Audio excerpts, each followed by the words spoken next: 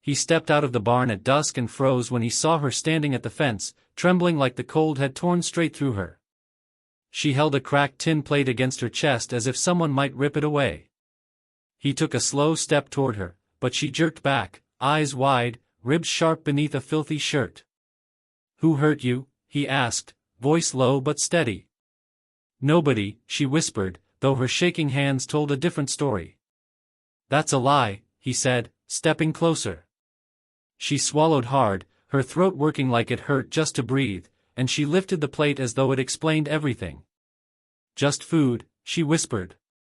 He looked at the plate, then at her hollow eyes, then at the fading bruise on her cheek. "Come inside," he said. She shook her head immediately. "I won't hurt you," he told her. She backed into the fence as if something behind the house scared her more than he ever could. "It's safe," he said. She shook her head again, breath trembling. "Inside is worse," she said softly. That line hit him harder than anything else, and he felt a cold weight settle at the base of his spine. "No one's in there but me," he told her, but she didn't move. She stared at the open doorway as if an invisible line ran across it, holding her in place. "Just a meal," he said. "Nothing more." She stepped forward 1 inch, then stopped. "If someone's after you, I'll keep them out." Her eyes twitched toward the road, then the darkening sky, then back to him. "You don't know what follows me," she said. He held her gaze. "Maybe not. But I know you're freezing."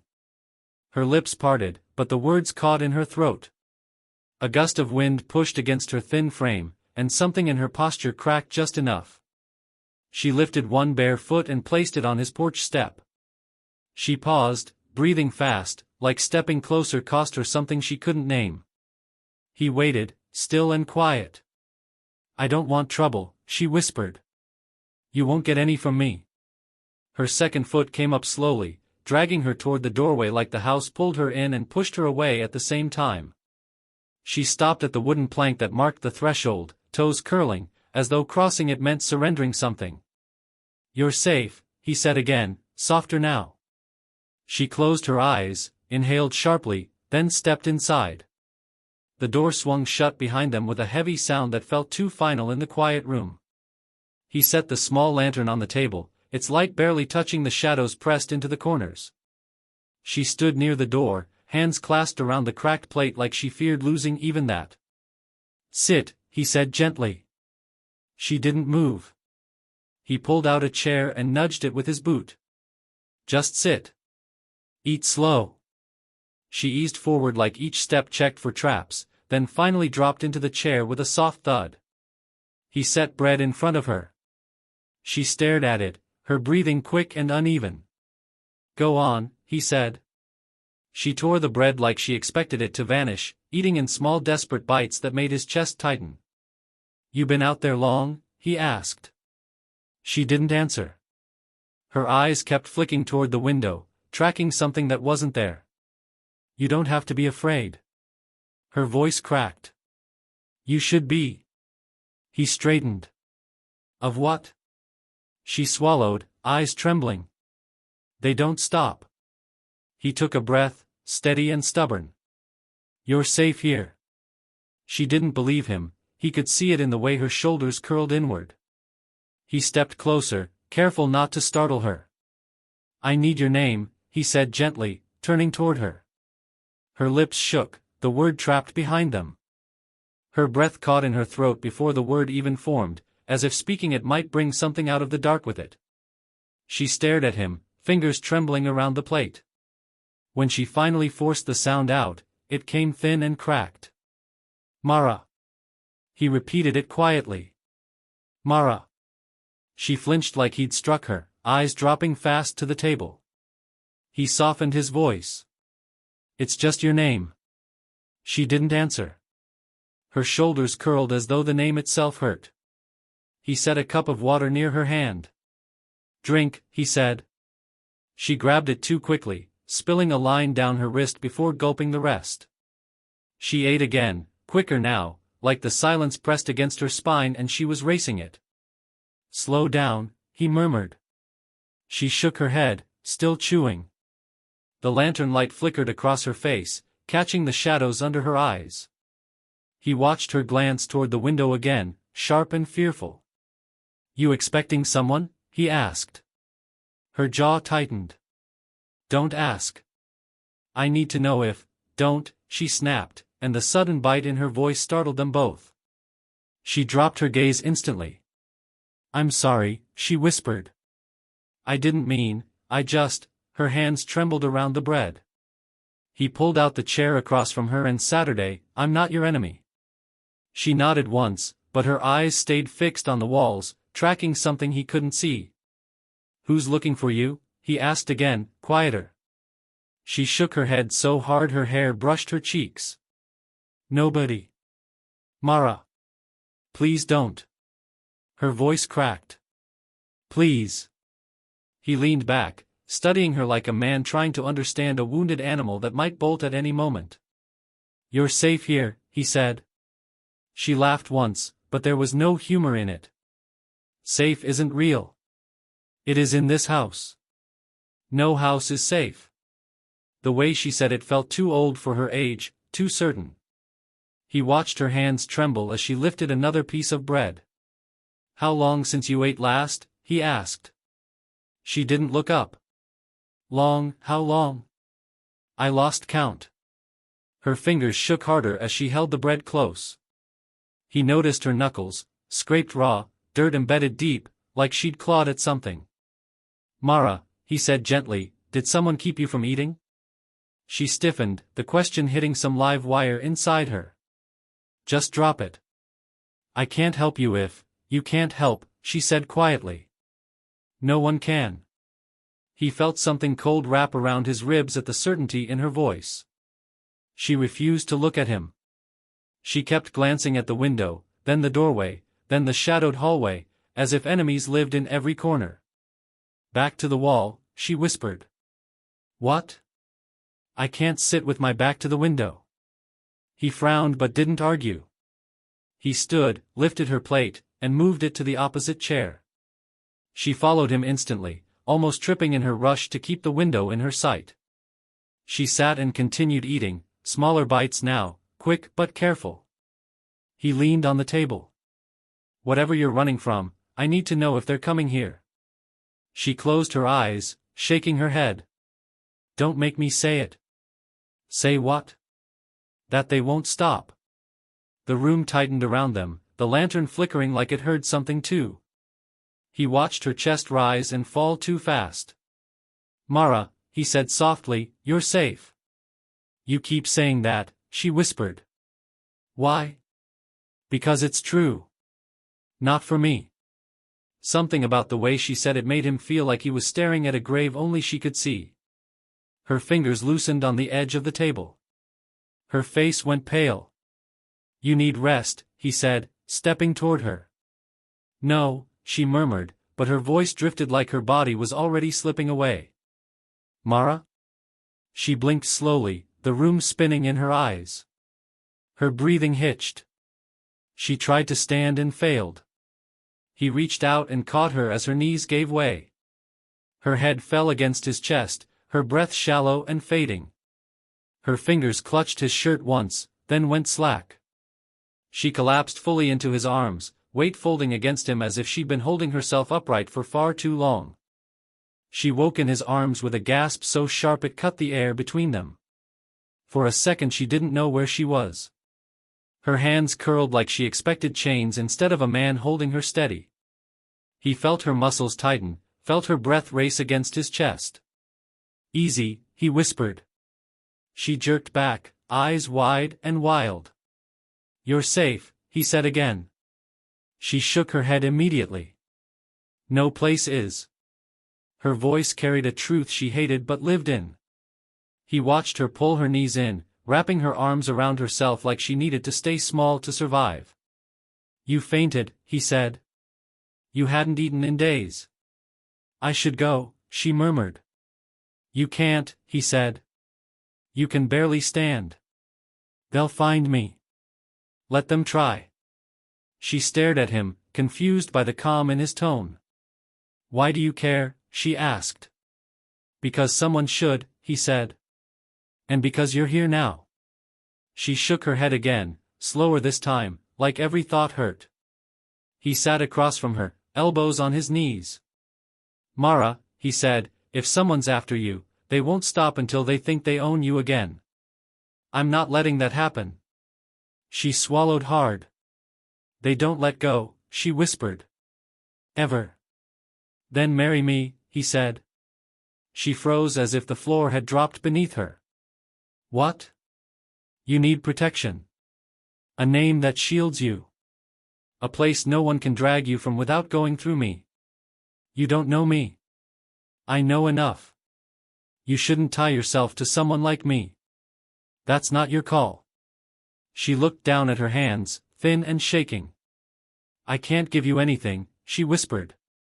I'm not asking for anything. He stood, offering his hand. Just say yes. She stared at the floor, then at the door, then at his hand.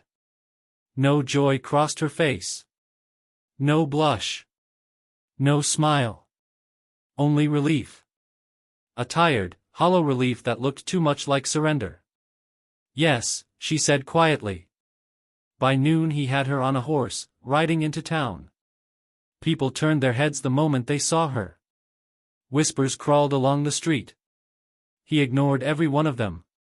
At the courthouse door, an older man stepped out and spat near the steps. You marry a beggar now, boy? The man asked. You don't know her. Neither do you. I know enough, he said again, pushing past him. Inside, the clerk raised an eyebrow. You sure about this? I am. Mara stood beside him, silent and shaking. The clerk looked her over. You got family? Mara's breath caught. No, the clerk shrugged. Easy then. They stood before the short, stern woman who handled all the town's rushed weddings. She looked at Mara with something halfway between pity and suspicion. State your full name, she instructed. Mara hesitated. Her lips parted. Her throat tightened until no sound came out. Her eyes flicked toward the window as though someone waited outside. The woman repeated the command. Mara whispered, just Mara. Last name, the woman pressed. Mara's voice cracked. Just Mara. The rancher stepped forward. That's her choice, he said. The woman sighed but continued with the vows. Mara repeated the words faintly, like she was reciting lines written on her skin long ago. When the ceremony ended, the woman stamped the papers and slid them across the desk. Your husband and wife now, she said flatly. Outside, the townspeople watched from porches, from windows, from the dusty street. Their eyes followed Mara like she was an omen dragged into daylight. She didn't look at any of them. She locked her fingers around the rancher's hand, gripping so tight it almost hurt. He didn't pull away.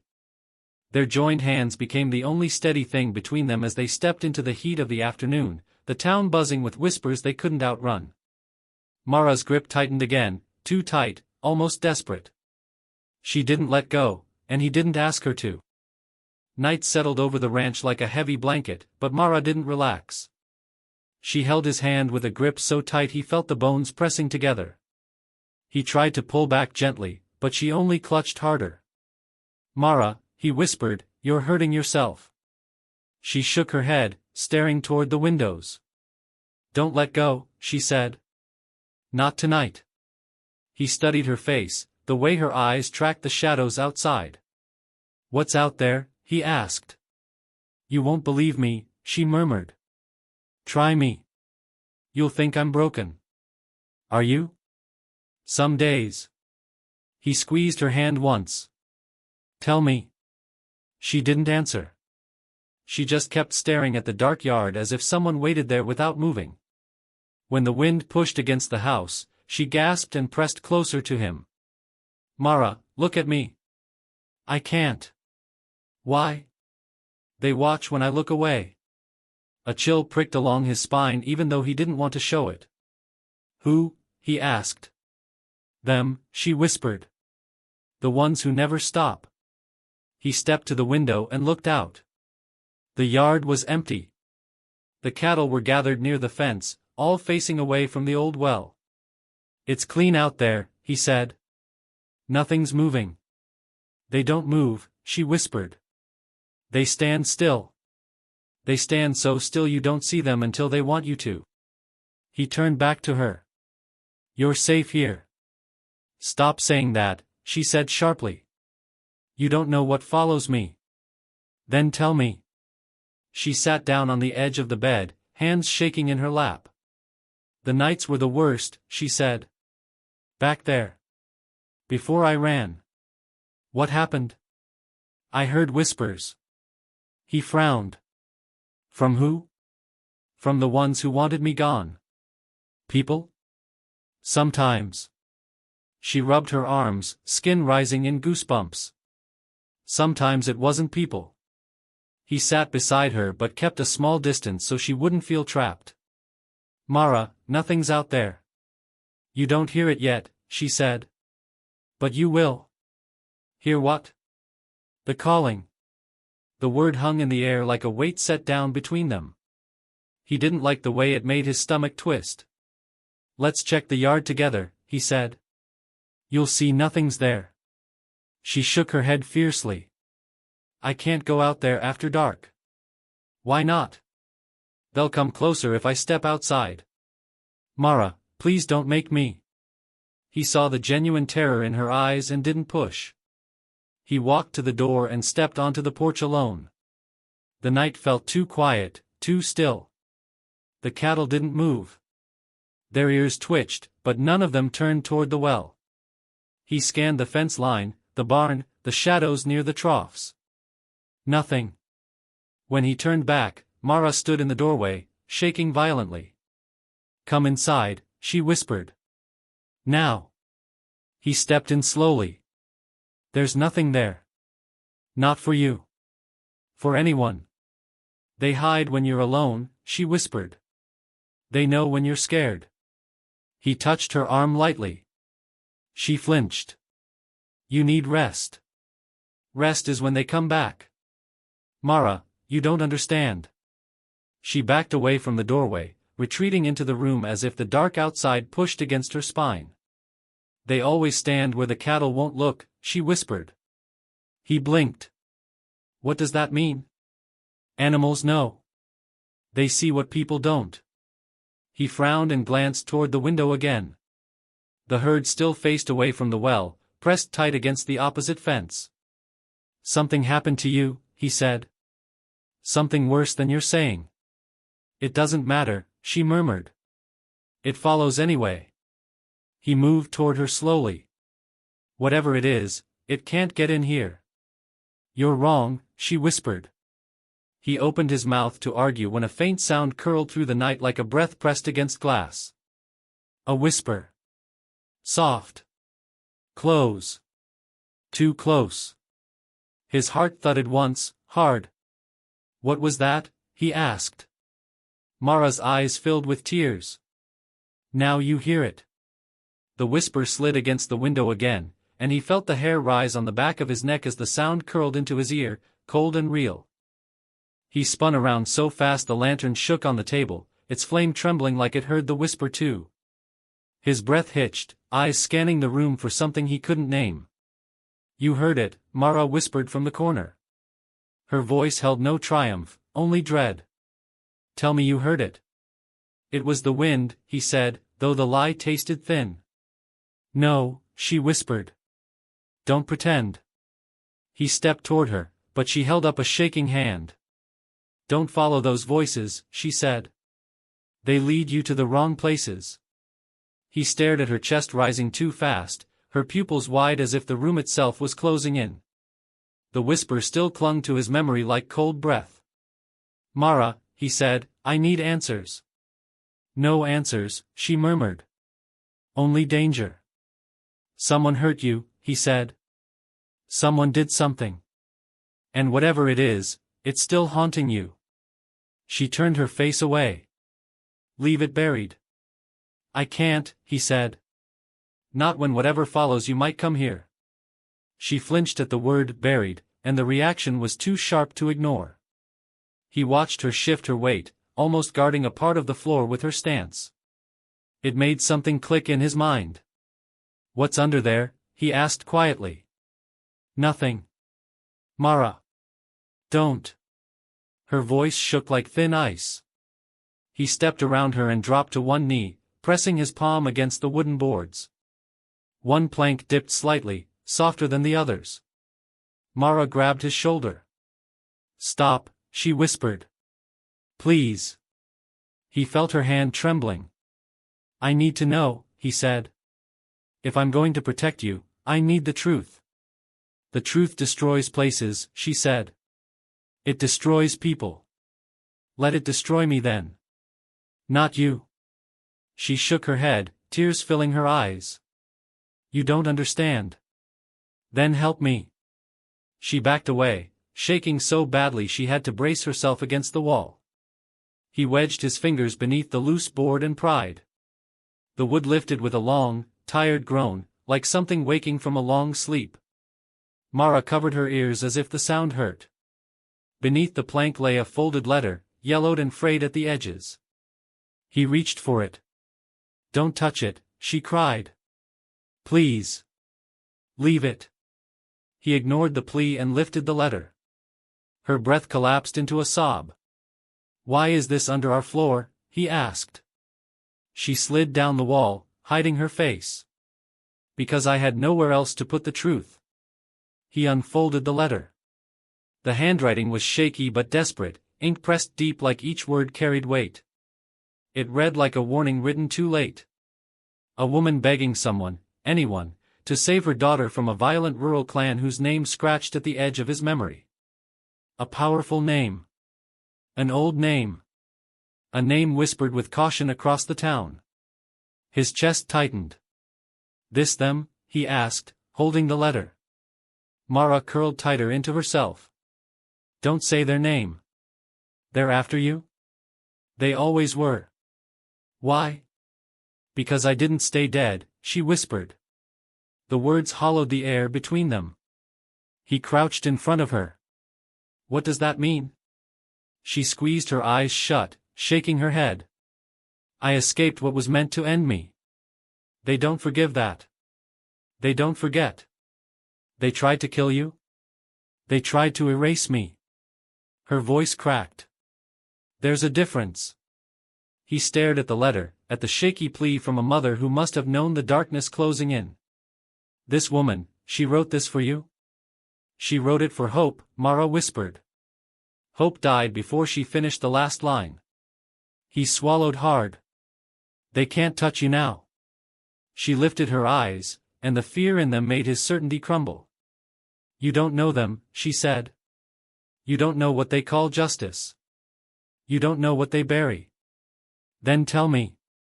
"No, why not?" "Because once you know," she whispered, "it won't leave you alone either." She pushed herself up, legs wobbling. Her whole body shook so violently he thought she might fall again. "Mara," he said softly, reaching out. Her breath hitched as she stared at his outstretched hand. Then her voice came small and broken. "I didn't stay dead," she repeated. "And they can't allow that." The lantern flickered, throwing her shadow across the wall, trembling and stretched thin, as though something unseen trembled behind it. Her body followed the same pattern, shaking uncontrollably, the truth tearing through her composure like a wound reopening. Her last words hung between them like a tremor still moving through the floor, and he could tell she was close to collapsing again. He stepped toward her cautiously, feeling the weight of everything she hadn't said pressing against the walls. "Tell me what happened," he whispered, his voice steady.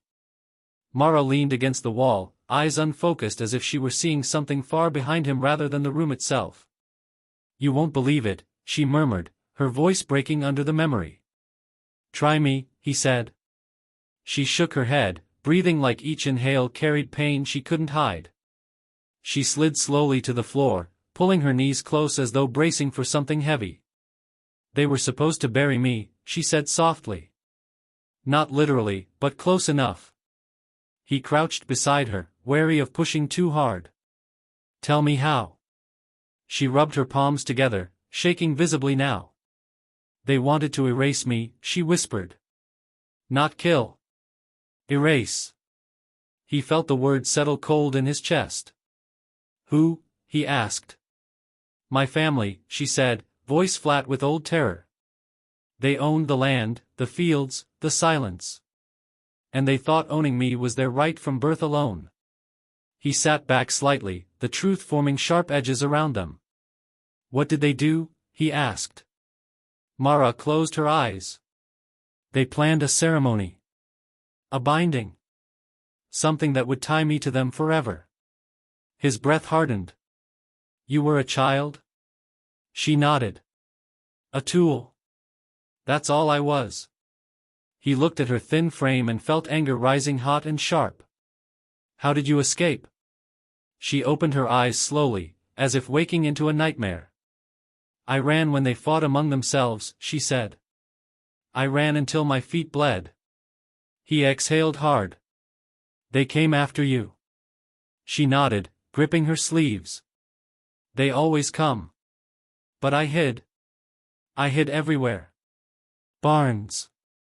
Cellars. Ditches. Her voice thinned. They said the land itself would drag me back. He shook his head. Land doesn't do that. She looked at him, hollow. The people on it do to hurt me. He stood and paced, the floor creaking beneath his boots. They won't touch you now. You don't know them, she said. They own half this land and all the silence around it. He stopped pacing. Silence can break. She laughed once, bitter. Not theirs. They built it with fear alone. He knelt again, softer now. You're my wife. I'll protect you. She blinked slowly, tears forming. That won't stop them. It will. No, she whispered. They don't fear men. They fear disobedience. He clenched his jaw. Then they'll learn fear. She shook her head. They only learn violence from us. A distant rumble pressed through the night, soft but unmistakable. Her eyes widened. Do you hear that? He listened. The sound throbbed like hooves still far off. Someone's coming, he said. Mara backed away, trembling. Told you, she whispered. They don't let go. He stepped closer, steadying her shaking frame. The rumble grew louder, pressing into the walls like a warning knocking from miles away. Mara clutched her sleeves so tightly her knuckles whitened. They found me, she said. He shook his head. Not yet. You don't know them, she whispered.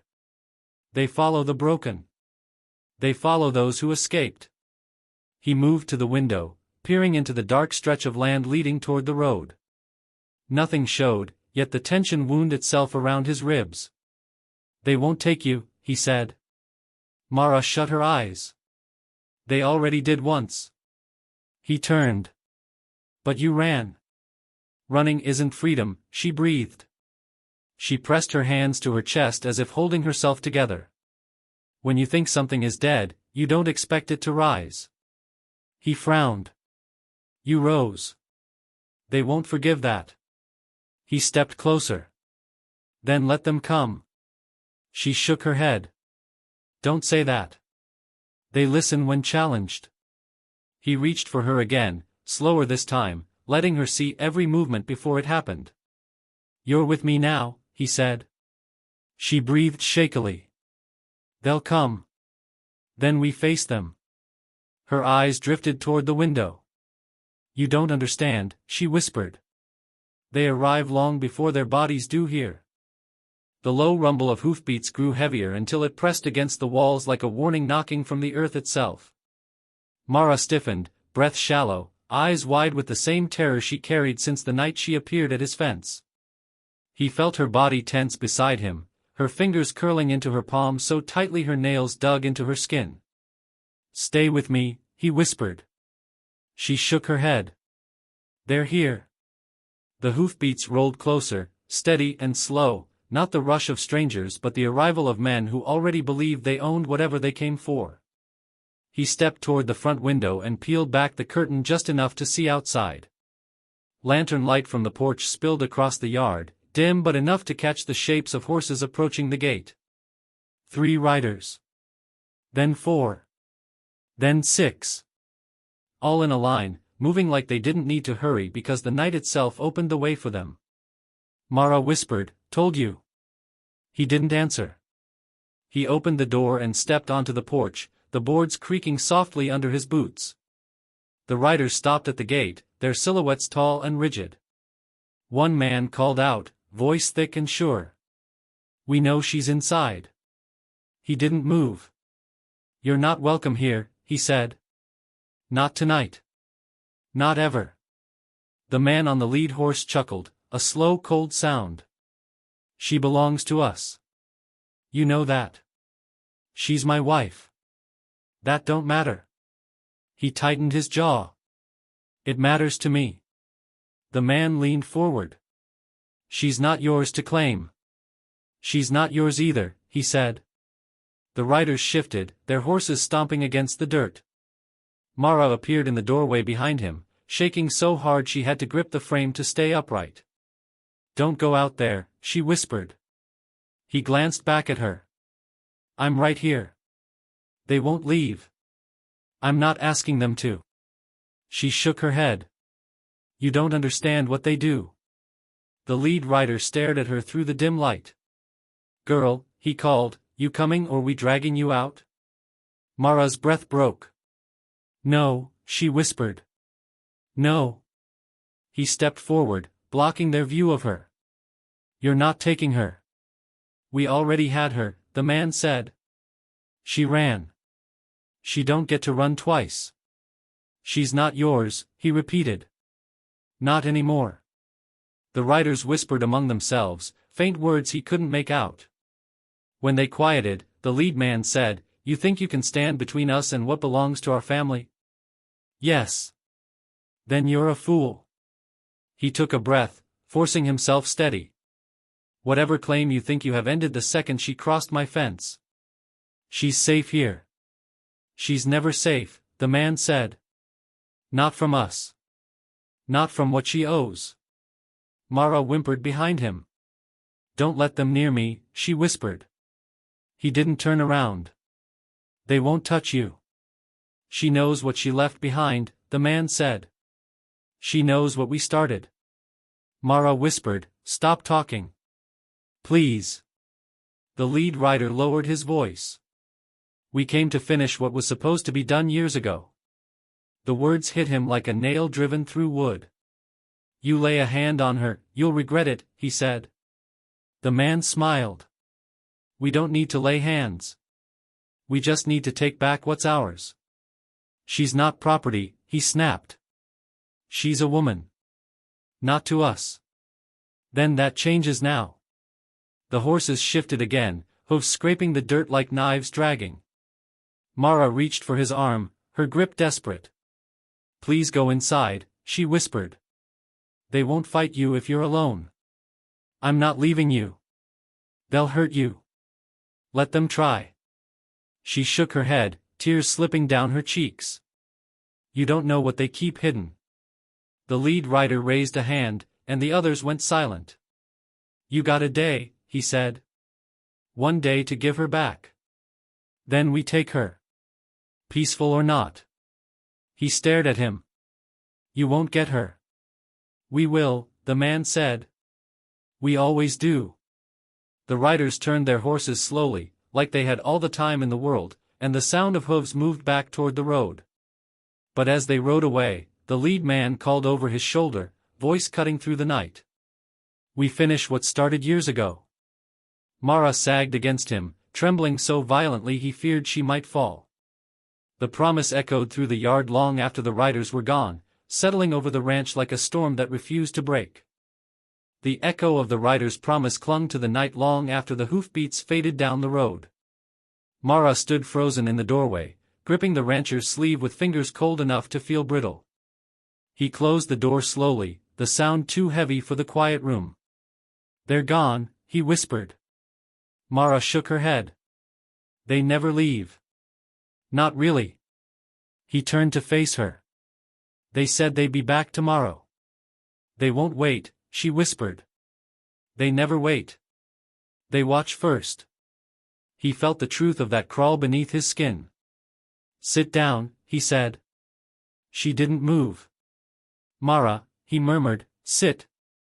She backed up and lowered herself onto the edge of the bed, hands curled tight against her chest. He crouched in front of her. You need to tell me the truth. You won't want it. Try me. She shook her head. It's too ugly.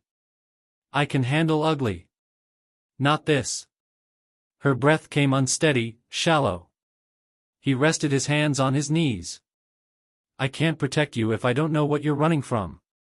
You can't protect me, she said softly. Not from them. Tell me anyway. She stared at the floor, the wood grain twisting under the lamplight. They owned me, she whispered. Owned me before I understood what that meant. He swallowed hard. Owned? Not legally, she said. They own people through fear. Through blood.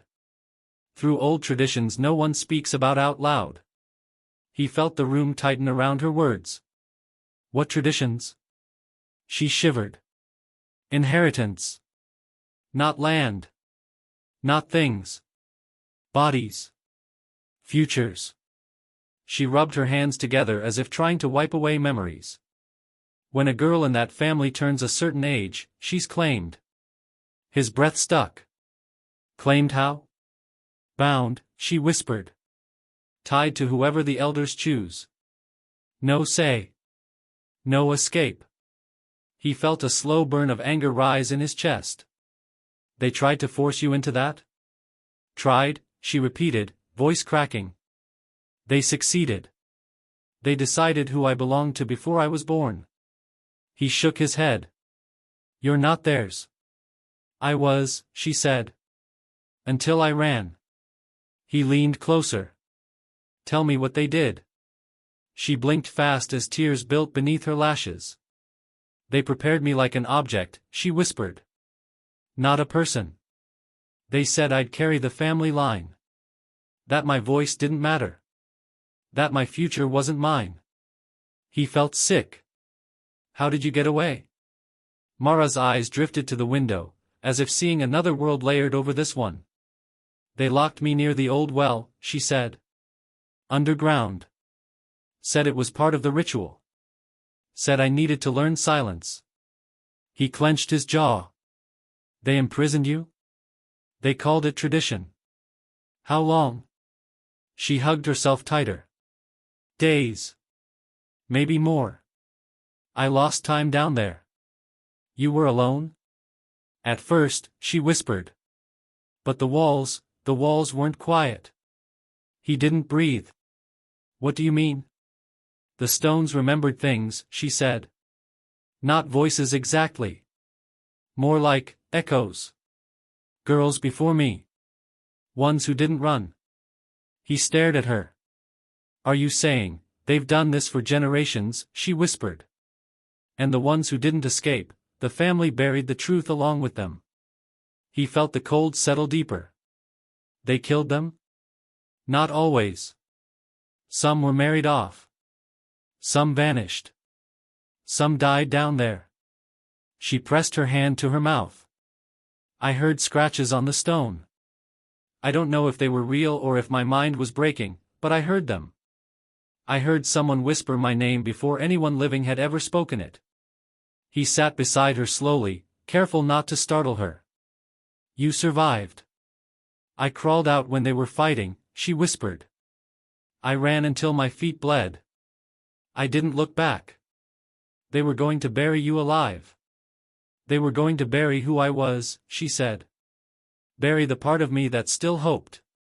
He touched her shoulder gently. She flinched but didn't pull away. They won't take you.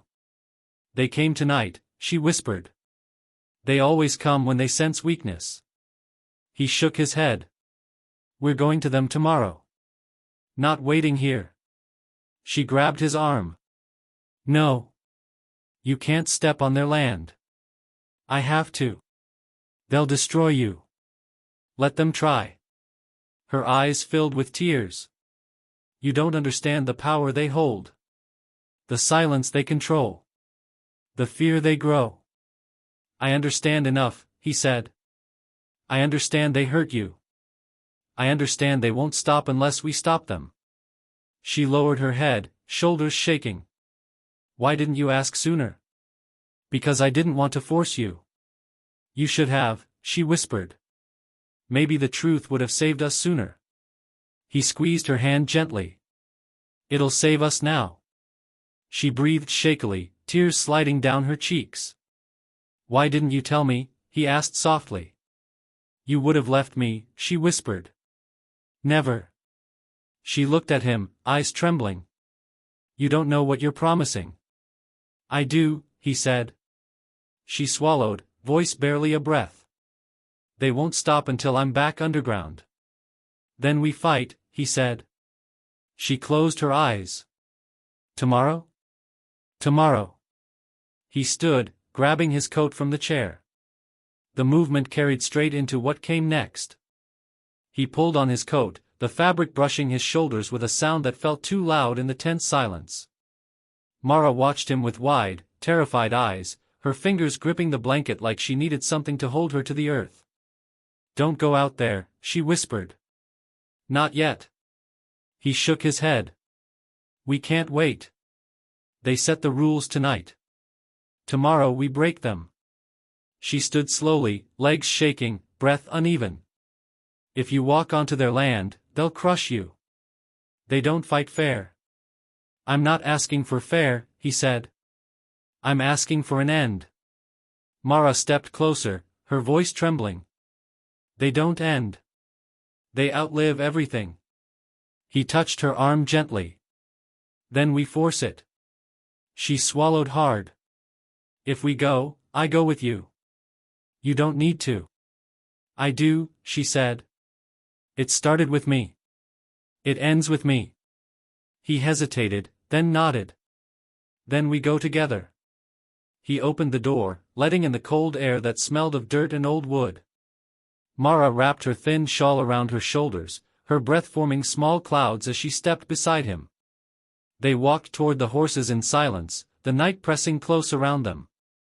She trembled as she climbed onto the saddle, but she didn't look back. They rode through the open fields, the grass brushing their legs like ghost hands reaching from the ground. The land grew darker the farther they went, as though even the moon didn't dare follow. Mara whispered, We're getting close. He tightened his grip on the reins. How do you know?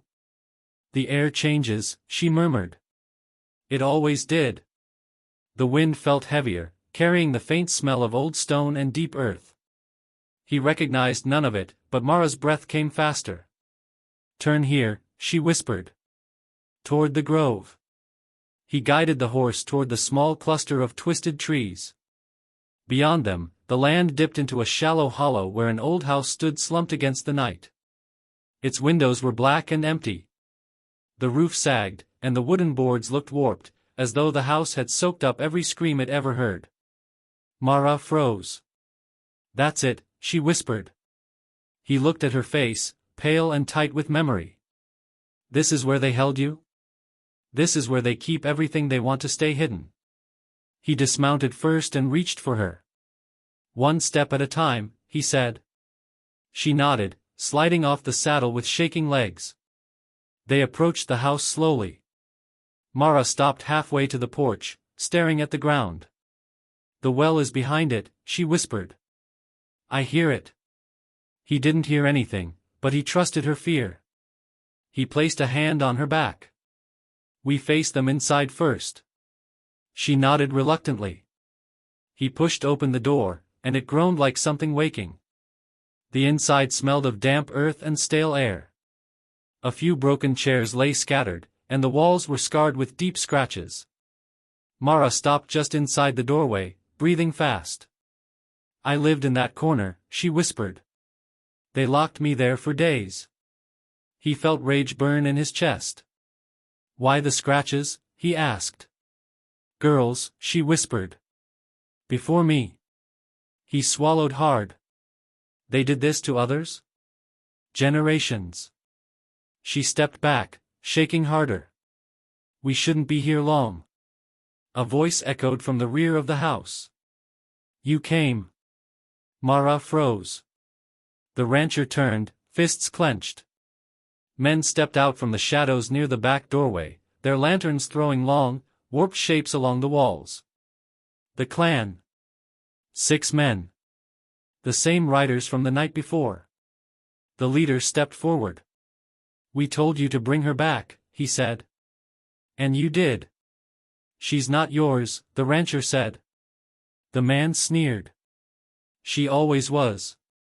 Not anymore. You think a paper marriage means something here? The leader asked. On this land, our word is law.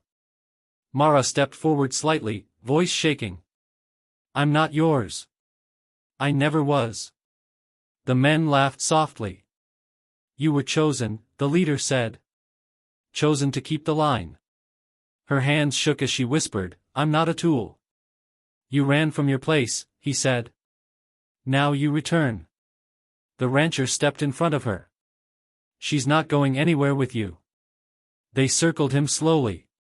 You stand on our land, the leader said. You trespass on our history. Your history is cruelty, he snapped. Your ways die tonight. The leader scoffed. You can't kill tradition. Then she will, the rancher said, stepping aside to let Mara face them. Her legs trembled, but she stood tall. You don't own me, she said. The leader's smile faded. We always own what we start. Not anymore, she whispered. She stepped toward the back of the house where the door opened to the yard. Beyond it waited the dark outline of the old well. She trembled but kept moving, refusing to let fear drag her back. The men watched her with a cold hunger, but none stepped forward. He followed close behind her, ready to fight. She didn't look back. Not once. She kept walking toward the well, toward the place where her terror began, refusing to be afraid anymore. Mara stepped into the cold yard behind the house, the night pressing tight around her as if the shadows themselves held their breath. The old well waited at the center, a dark circle cut into the earth, its stones cracked and heavy with years of secrets.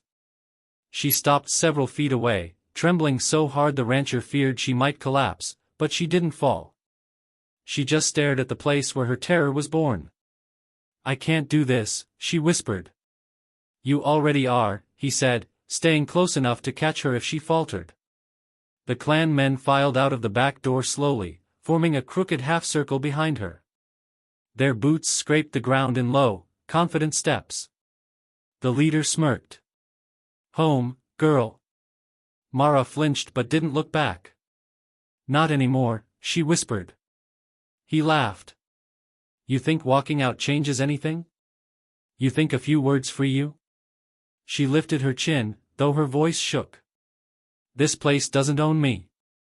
It made you, he said. It shaped you into what we needed. She shook her head. It broke me. But I crawled out. The rancher took a step forward. You're not touching her tonight. The leader turned to him. You're still here? This doesn't concern you. She's my wife. She's our blood, the man snapped.